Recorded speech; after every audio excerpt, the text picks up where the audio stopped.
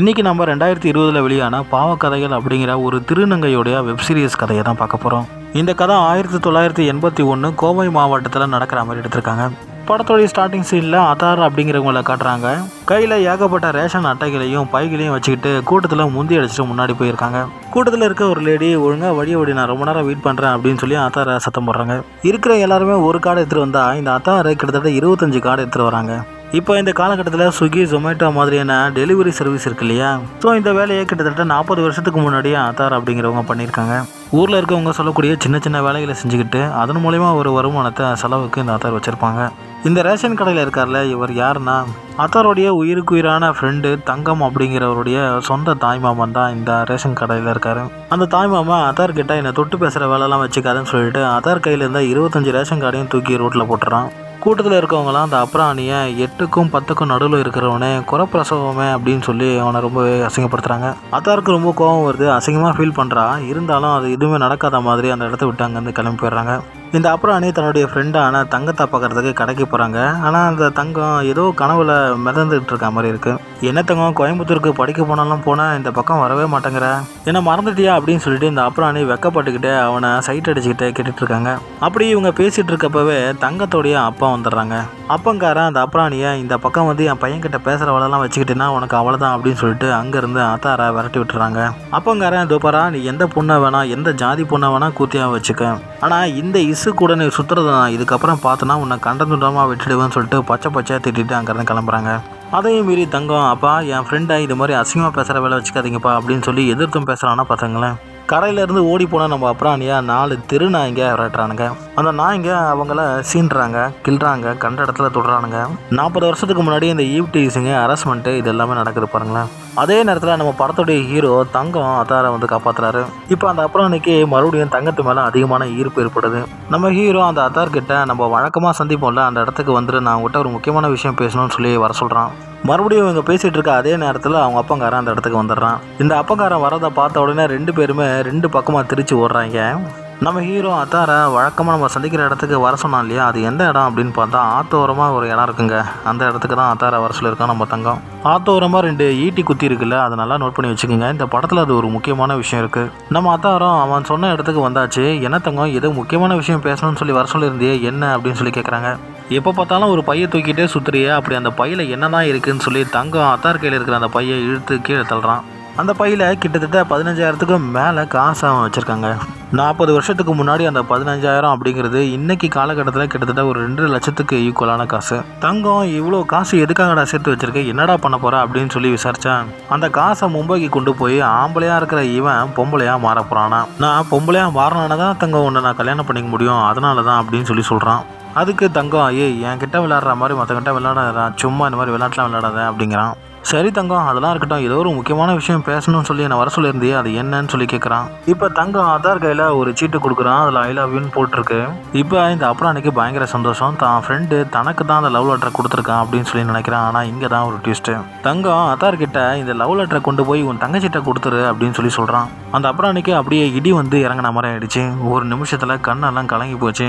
நம்ம ஹீரோவை இவன் உசுருக்கு உசுராக காதலிக்கிறான். ஏன் தங்கம், நான் இருக்கிறப்ப உனக்கு என் வீட்டு சிரிக்கி கேட்குதான்னு சொல்லி சத்தம் போடுறான். ஏன் தங்கம், உனக்கு என்ன பிடிக்கலையா அப்படின்னு சொல்லி கேட்குறான். அதுக்கு நம்ம ஹீரோ, சும்மா விளையாடாதரா, நான் உன் தங்கச்சியை தான் காதலிக்கிறேன் அப்படிங்கிறான். தங்கம் தங்கச்சிக்கிட்ட லெட்டர் கொடுக்க மாட்டேன் அப்படின்னு சொல்லி அதான் சொல்லிட்டான். அதனால தங்கம் மறுபடியும் அந்த லெட்டரை தானே வாங்கிக்கிறான். ஏன் தங்கச்சிக்கிட்ட பழகிறதுக்காகத்தான் நீ என்கிட்ட பழகிட்டு இருந்தியா அப்படின்னு சொல்லி அத்தார் தங்கத்தை பார்த்து கேட்குறான். அதுக்கு தங்கம், லூசு மாதிரி பேசாதரா, உன் தங்கச்சி பிறக்கிறதுக்கு முன்னாடியிலேருந்து நீ நானும் ஃப்ரெண்ட்ஸாக இருக்கோம், உன்னை மறந்துட்டியா அப்படின்னு கேட்குறான். உடனே பாவம் இந்த அப்ராணி, சரி தங்கம் நீ அந்த லெட்டரை கொடு, நான் என் தங்கச்சிக்கிட்ட கொடுக்குறேன் அப்படின்னு சொல்லிட்டு வாங்கிட்டு போயிடுறான். பாவம் இந்த அப்ராணிக்கு பயங்கரமாக அழுக வருது. தன்னுடைய காதல் இந்த இடத்துல தோற்று போச்சு. அதை விட கொடுமை, தன்னுடைய தங்கச்சிக்கே இந்த லெட்டரை கொண்டு போய் கொடுக்கணும். என் வீட்லேயே என்னுடைய சக்காலத்தை வச்சிருக்கனே அப்படின்னு சொல்லிட்டு புலம்பிக்கிட்டே பாவம் அத்தார் அங்கேருந்து கிளம்புறான். அன்றைக்கி நைட் அப்படியே காட்டுறாங்க. அத்தாருடைய ஃபேமிலி வந்து ஒரு முஸ்லீம் ஃபேமிலி. அவனுக்கு 4 தங்கச்சிங்க இருக்காங்க. அந்த பொம்பளை பிள்ளைங்களுக்கு நடுவில், தங்கச்சிங்களுக்கு நடுவில் இந்த அத்தார் படுத்திருக்கான். அவங்க அப்பங்காரை வந்து எத்தி விடுறான். ஏற்கனவே இந்த ஊரில் இருக்கவங்கெல்லாம் உன்னை ஒரு மாதிரி பேசுகிறாங்க, இப்போ பார்த்தாலும் பொம்பளை பிள்ளைங்க கூடயே படுக்கிற, எழுந்துறா அப்படின்னு சொல்லி அடித்து விரட்டுறான். அப்புறம் அத்தாருடைய அம்மா தான் வந்து அந்த ஆளை சமாதானம் பண்ணுறாங்க. இந்த அப்ராணி தன்னுடைய தங்கச்சியை உசுப்பி, என் ஃப்ரெண்டு சரவணன் இருக்கான்ல அப்படின்னு சொல்லி பேச்சை ஸ்டார்ட் பண்ணுறான். ஆமாம் தெரியும், சொல்லு, இந்த ஊர்லேயே பார்க்க லட்சணமாக அழகாக இருக்கிறது அவன் மட்டும்தான், சொல்லு, என்னை எதாவது கேட்டாரா அப்படின்னு சொல்லி அவன் கேட்குறான். அவன் ஆர்வமாக என்ன ஏதாச்சும் என்னை பற்றி கேட்டானா அப்படின்னு சொல்லி கேட்டான். அதெல்லாம் ஒன்றும் இல்லை, கம்முனு பாடு அப்படின்னு சொல்லிட்டு அந்த தங்கச்சியை படுக்க வச்சுட்டு அத்தாரம் படுத்துக்கிறான். மறுநாள் காலையில் அத்தார் வழக்கம் போல் ரேஷன் கடைக்கு டெலிவரி சர்வீஸ் பண்ணுறதுக்காக போகிறாரு. அந்த இடத்துல தங்கம் வரதை பார்த்த உடனே இவன் தெரிச்சு ஓடுறாங்க. அங்கே இங்கேன்னு ஓட கடைசியில் ஒரு இடத்துல அத்தார் தங்கத்துக்கிட்ட மாட்டிக்கிறான். என்னாச்சு, அந்த லவ் லெட்டர் கொடுத்தியா, அவள் என்ன சொன்னா அப்படின்னு சொல்லி ஆர்வமாக தங்கம் கேட்குறான். நீ கொடுத்தன்னு சொல்லி அந்த லெட்டரை போய் கொடுத்தேன் என் தங்கச்சிக்கிட்ட, ஆனால் அவள் அதை பிரித்து கூட பார்க்காம கிழிச்சு போட்டுட்டா அப்படின்னு சொல்லி அத்தார் போய் சொல்லிடுறான். அவ்வளோதாங்க. இந்த விஷயத்தை கேட்ட உடனே தங்கத்துக்கு கண்ணில் தார தண்ணி ஊற்றுது. பயங்கரமாக ஃபீல் பண்ணுறாங்க. தன்னுடைய உயிருக்கு உயிரான நண்பன் வருத்தப்படுறத பார்த்து அன்னைக்கு நைட்டு அத்தார் போர்வையை போத்துக்கிட்டு பயங்கரமாக அழுகுறாங்க. அன்னைக்கு நைட்டே தன் தங்கச்சிக்கிட்ட விஷயத்த சொல்கிறான். இந்த பக்கத்தில் நம்ம ஹீரோ தன்னுடைய காதல் தோற்று போச்சுன்னு சொல்லிட்டு ஒரு சினிமா தேட்டரில் பழைய படத்தை பார்த்துக்கிட்டு உட்காந்துட்டு இருக்கான். நம்ம அப்புறானே தான் ஃப்ரெண்ட் இருக்கக்கூடிய அந்த தேட்டருக்கே தன்னுடைய தங்கச்சியை கூட்டிகிட்டு வரான். தான் உயிருக்கு உயிராக நேசிச்ச காதலிச்ச தன்னுடைய நண்பனுக்கே தன்னுடைய தங்கச்சியை சேர்த்து வைக்கிறான். தங்கம் ஒரு சேரையை வாங்கி தன்னுடைய காதலிக்கு கொடுத்துருப்பான். அந்த சேரையை வச்சு இவ பார்த்துக்கிட்டு இருக்க அதே நேரத்தில் அவங்க அம்மா பார்த்துறாங்க. ஏது இந்த சேரை எப்படி வந்துச்சு அப்படின்னு சொல்லி விசாரிச்சுட்டு இருக்கும்பொழுது இந்த அப்புறாணி நடுவில் பூந்து சந்தைக்கு போயிருந்தப்ப நான் தான் இந்த சேரையை வாங்கியிருந்தேன், யாரும் இல்லாத நேரமாக பார்த்து கட்டி பார்க்கலாம்னு சொல்லி நினச்சிருந்தேன் அப்படின்னு சொல்லிட்டு பழியை தான் மேலே ஏற்றுக்கிறாங்க. அவ்வளோதாங்க. அவங்க அப்பா கண்ட மணிக்கு அடித்து அந்த மகனை இந்த மகனையும் திட்டி அடிச்சிடுறாங்க. இப்படி தங்கத்துடைய லவ் நல்லா போயிட்டு இருக்கு. அதே நேரத்தில் ஒரு நாள் இவங்க 2 பேரும் சினிமா தேட்டருக்கு படம் பார்க்க போயிருந்தப்ப தங்கத்துடைய தாய் மாமா இவங்க 2 பேரும் ஒன்றா இருக்கிறத பார்த்துடுறான். இந்த நியூஸ் தங்கத்துடைய அப்பாவுக்கு போயிடுது. இந்த நியூஸ் பொண்ணு வீட்டுக்காரனுக்கும் போகுது. அந்த அப்பாங்காரன் ஏற்கனவே நம்ம ஃப்ரெண்டை போட்டு பயங்கரமாக அடிப்பான். பயங்கரமாக அடி வாங்கி ஒரு காட்டுக்குள்ளே உட்காந்து அவள் அழுதுகிட்டு இருக்கான். இவ்வளோ அடியும் உதையும் வாங்கி உனக்கு அவன் தேவையா, பேசாமல் நம்ம அப்பா பார்க்குற பையனையும் நீ கல்யாணம் பண்ணிக்கோ அப்படின்னு சொல்லி லேசாக ஒரு பிட்டை போட்டு பார்க்குறான். அதுக்கு அவள் கட்டினா உன் ஃப்ரெண்டை தான் நான் கல்யாணம் பண்ணுவேன், இல்லைனா உயிரை விட்டுருவேன் அப்படிங்கிறான். இங்கே 2 ஃபேமிலிக்கு நடுவில் பெரிய பஞ்சாயத்தே போயிட்டு இருக்கு. அதே நேரத்தில் இந்த 2 பேரையும் தப்பிக்க வைக்கிறதுக்கு ஆனால் எல்லா வேலையும் அந்த ஆதார் பண்ணிட்டு இருக்கான். இதுக்கப்புறம் நீங்கள் கோயம்புத்தூரில் இருக்கிறது ரிஸ்க்கு, பேசாமல் சென்னைக்கு போயிடுங்கன்னு சொல்லிட்டு கார் எல்லாமே ஏற்பாடு பண்ணி கொடுக்குறாங்க ஆதார். தங்கம் தன்னுடைய ஃப்ரெண்டை நீயும் எங்கள் கூடவே வந்துடுறான், நீ தான் எங்களை அனுப்பி வச்சேன்னு தெரிஞ்சா உன்னை கொண்டுடுவாங்க அப்படின்னு சொல்லி கேட்குறான். இல்லை தங்கம், நான் ஏதாவது சொல்லி சமாளிச்சுக்கிறேன், நான் உங்கள் கூட வந்தால் உங்களுக்கு வீடு கூட கொடுக்க மாட்டாங்க. இந்த அப்புறாணி பாவங்க தன்னை பற்றி கூட யோசிக்காமல் தன்னுடைய தங்கச்சியும் ஃப்ரெண்டும் நல்லா இருக்கணும்னு சொல்லி யோசிக்கிறான். நீங்கள் சென்னைக்கு போங்க, நல்லா வீடாக பார்த்து வாடகைக்கு இருங்க, செட்டில் ஆகுங்க, அதுக்கப்புறம் நான் உங்களை ஒரு நாள் வந்து பார்க்குறேன் அப்படிங்கிறான். தன்னுடைய ஃப்ரெண்டு தன்னுடைய காதலை சேர்த்து வச்சிருக்காங்கல்ல, அது மட்டும் இல்லாமல் தன்னுடைய நீண்ட நாள் நண்பன், அதனால் தங்கம் தான் ஃப்ரெண்டை கட்டி பிடிச்சி அழுகுறாங்க. அப்போ அத்தாரும் பயங்கரமாக அழுகுறாங்க, ரொம்ப தேம்பி அழுகுறான். ஏன்டா இப்படி அழுகுறேன்னு சொல்லி தங்கம் விசாரிச்சா, இல்லை தங்கம், நான் யார் பக்கத்துலையாவது நெருக்கமாக போய் நின்னா என்னை தீண்ட தகாதவங்க மாதிரி ஒதுக்கி வைப்பாங்க, இல்லைனா என்னை கண்டத்தில் கை வச்சு சீண்டுவாங்க, ஆனால் நீ மட்டும்தான் தங்கம் என்னை பாசத்தோட கட்டிப்பிடிச்சா அப்படின்னு சொல்லி அழுக ஆரம்பிச்சிட்டான். தங்கம் போகிறதுக்கு முன்னாடி அத்தார் கையில் ஒரு லெப்டிக் கொடுப்பான். இதுக்கப்புறம் அடிக்கடி வெத்தலை போடாத, உனக்கு உதடு செவக்கணும்னா இந்த லெப்டிக்கை போட்டுக்கோ, நான் சந்தையில் வாங்கினேன்னு சொல்லி கொடுத்துட்டு போவான். அப்படியே இவங்க 2 பேரும் காரில் கிளம்பி போகிறாங்க. அத்தார் தன்னுடைய தங்கச்சி கிட்ட ஒரு பையை கொடுத்துருப்பான். அந்த பையை ஓப்பன் பண்ணி பார்த்தான். அத்தார் தன்னுடைய ஆப்ரேஷனுக்காக சிறுக சேர்த்து வச்சிருந்த அந்த 15,000த்தையுமே அந்த தங்கச்சிக்கிட்ட கொடுத்துருப்பான். பிரித்து பார்த்தா கட்டான பணம். திரும்ப போய் கொடுக்கலான்னு பார்த்தா நேரம் இல்லை. ரயில்வே கேட்டை போடுறதுக்குள்ளே இவங்க ஊரை விட்டு வெளியே போய் ஆகணும். இப்போ போதில் அந்த காரு மறுபடியும் ஒரு இடத்திற்கு பிறகு அப்படின்னு சொல்லி போட்டு ரிட்டர்ன் வருதுங்க. 2 பேராக போனவங்க இப்போ ஊருக்குள்ளே 3 பேராக வராங்க. கை குழந்தையோட ஹீரோவோட தாய் மாமா இருப்பார்ல, அவர் தான் இவங்க 2 பேரும் ரிசீவ் பண்ணுறாரு. இப்போ இவங்க எல்லாருமே காருக்குள்ளே ஏறி ஊருக்குள்ளே அப்படியே பொறுமையாக போகிறாங்க.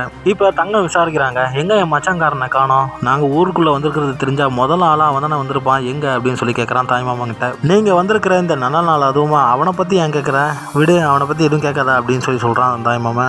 மறுபடியும் தன்னுடைய நண்பன் எங்கன்னு சொல்லி விசாரிக்கிறாங்க. அப்போ தான் ஒரு ஃப்ளாஷ்பேக்கை ஓப்பன் பண்ணுறாங்க. தன்னுடைய நண்பனையும் தான் தங்கச்சியும் சேர்த்து வச்சுட்டு ஊருக்குள்ளே மறுநாள் காலையில் வரான். இவங்க அப்பங்காரன் அவனை வீட்டுக்குள்ளேயே சேர்க்கல. நம்ம அப்புறம் அன்னைக்கு நைட்டுனா பயம், வீட்லேயும் தங்கறதுக்கு இடம் தரல. அந்த நாள் வெறி பிடிச்ச நாய் இருக்கும்ல, அந்த நாய்ங்க இவனை விரட்டுது. இவன் ஒவ்வொரு வீட்டு கதவாக தட்டுறான். என்னை இன்னைக்கு நைட்டு மட்டும் கொஞ்சம் சேர்த்துக்குங்க, என்ன 4 நாய்ங்க விரட்டுது அப்படின்னு சொல்லி கேட்டு பார்க்குறான். ஆனால் யார் வீட்டு கதவும் திறக்க மாட்டேங்குது, இவனுக்கு இடம் தர மாட்டேன்றாங்க. கடைசியில் அவங்க வீட்டு கதவையே போய் அவன் தட்டுறான். அவங்க அம்மாவுமே கதவு திறக்க மாட்டேன்றாங்க. அவங்க என்ன தெரியுமா சொல்கிறாங்க, பேசாமல் நீ போய் செத்துடுறா, உன்னால தான் இந்த எல்லா பிரச்சனையும் அவன் நடந்துக்கிட்டு இருக்கு. தன்னை பெத்த தாயே இப்படி சொன்ன உடனே ரொம்பவே மனசு உடஞ்சி போயிடுறாங்க அந்த அத்தாரு. இப்போ நம்ம அப்புறாணிக்கு என்ன பண்ணுறதுன்னு தெரில, எங்கே போகிறதுன்னு தெரில, தெற்கு திசை தெரியாமல் நிற்கிறாங்க.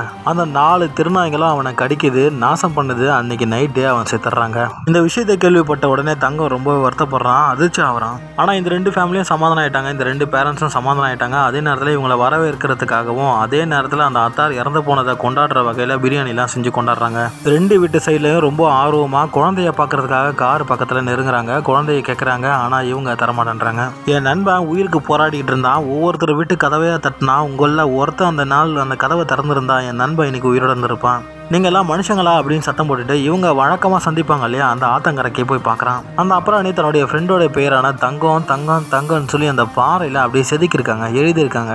ஆத்தோரமா இருக்கக்கூடிய அந்த ஈட்டியில தன்னுடைய பைய தொங்க விட்டுருக்கான். அந்த பைக்குள்ள அப்படி என்னடா இருக்குன்னு சொல்லி ஓடி போய் இவன் பார்த்தா இவங்க 2 பேரும் எடுத்துக்கிட்ட போட்டோ.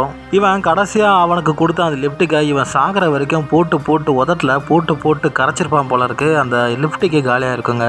இந்த அளவுக்கு நம்ம நண்பன் நம்மளை நேச்சிருக்கானேன்னு சொல்லி இவன் நினச்சி அழுகுறாங்க. அப்புறம் இந்த படம் அப்படியே முடியுது.